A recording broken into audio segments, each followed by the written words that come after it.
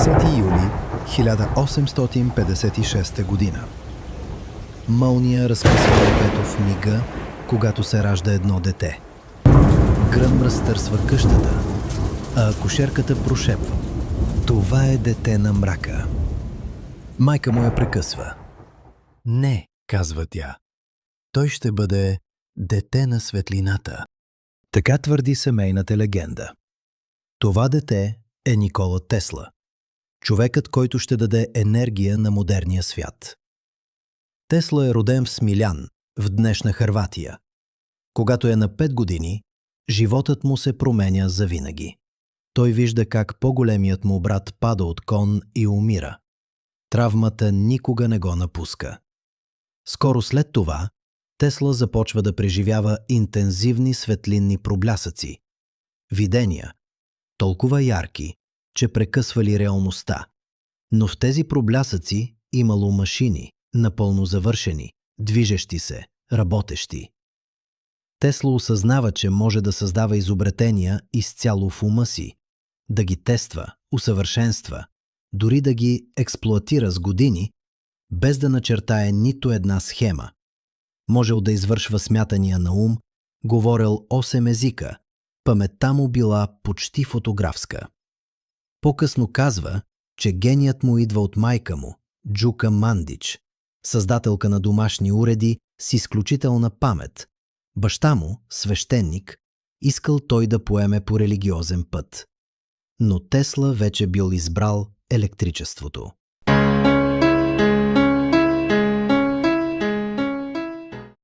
Като тинейджър, Тесла едва не умира от холера. Прикован към леглото, изтощен, той моли баща си само за едно – да му позволи да учи инженерство. Баща му се съгласява.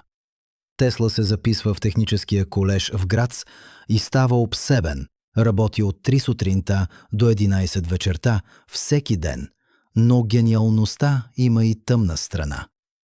Тесла развива пристрастяване към хазарта, губи всичко, засрамен, разорен и неспособен да продължи, напуска университета, след това изчезва. Прекъсва връзка с семейството си напълно. Никога повече не се връща истински. Години наред Тесла живее като призрак. Премества се от град в град, поемайки технически работи, където намери. Никога не се задържа дълго, никога не се установява. Срамът от провала го следва навсякъде, но и идеите, дори в най-ниските си моменти, Тесла не спира да мисли за електричеството. Как се движи, как потича, как може да бъде контролирано.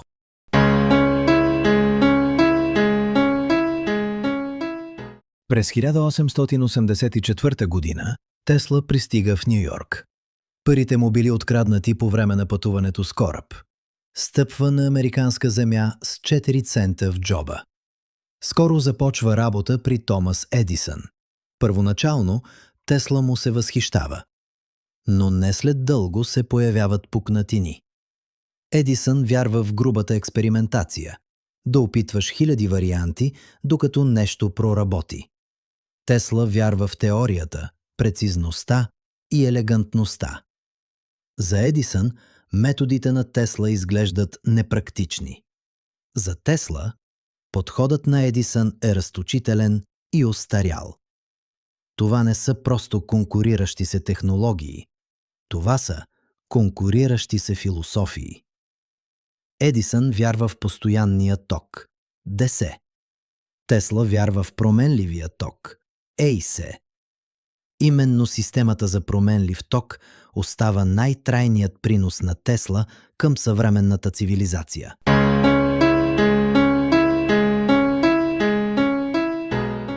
Тесла подобрява машините на Едисън и му е обещана награда от $50,000. Когато я поисква, му се присмиват.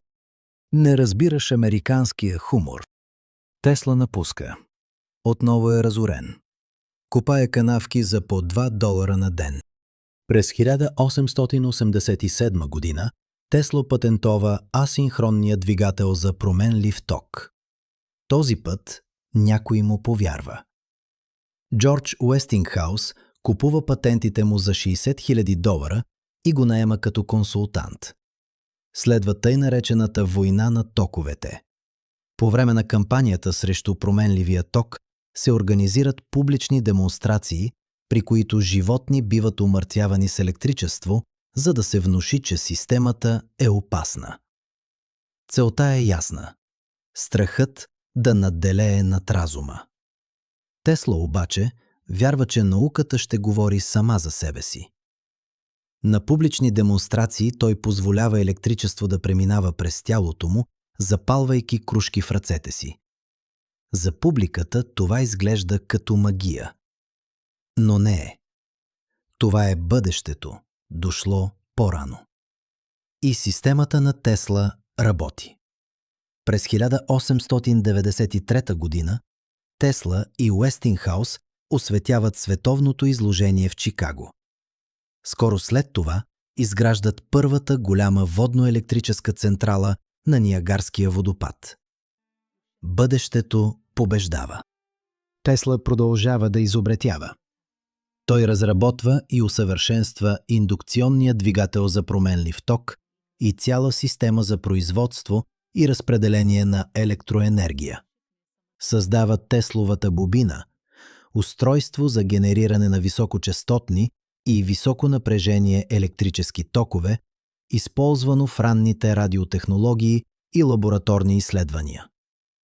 През 1898 година демонстрира лодка, управлявана дистанционно чрез радиосигнали.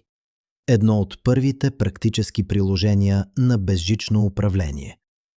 Провежда експерименти с високочестотни токове и рентгенови лъчи. Работи върху турбина без лопатки, базирана на граничния слой на флуидите. Концепция, която обаче не намира широко индустриално приложение. Над 300 патента. Но Тесла не е движен от парите. Когато компанията на Уестингхаус изпада в огромни дългове, Тесла прави немислимото. Разкъсва договора си за авторски възнаграждения. В днешни пари се смята, че се отказва от стотици милиони долари. Той никога не поглежда назад.